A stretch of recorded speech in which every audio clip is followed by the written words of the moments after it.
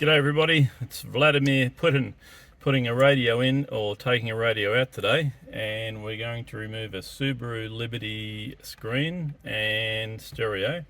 The tools you will need today is a plastic spudger and a Phillips head screwdriver. Alright, let's get started.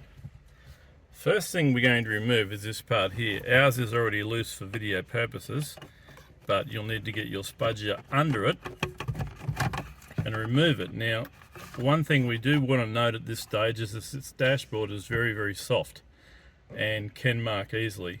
So we suggest you get a very thin spudger and put it between the dash and try and lever from the back rather than on the dash.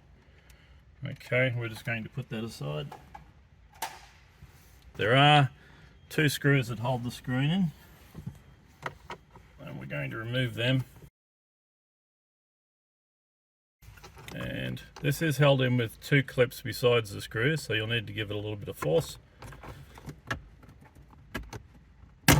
Like that.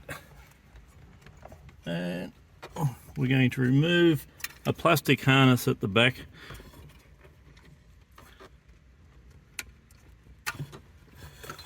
Okay. And that other end goes down to the stereo.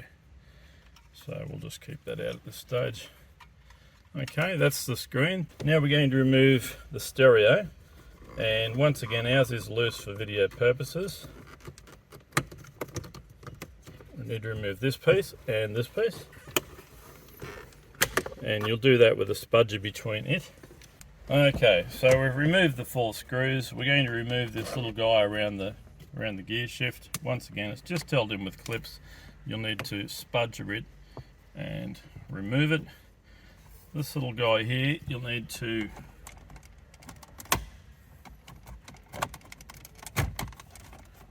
lift it that side, then lift it this side, and lift it up at an angle, and that can just sit at the side for the time being.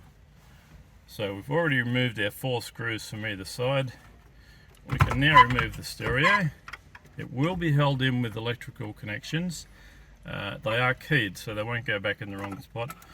We have got ours already unplugged for video purposes, but you'll need to remove these guys, and that radio is ready to send off to Supertech Electronics for repair.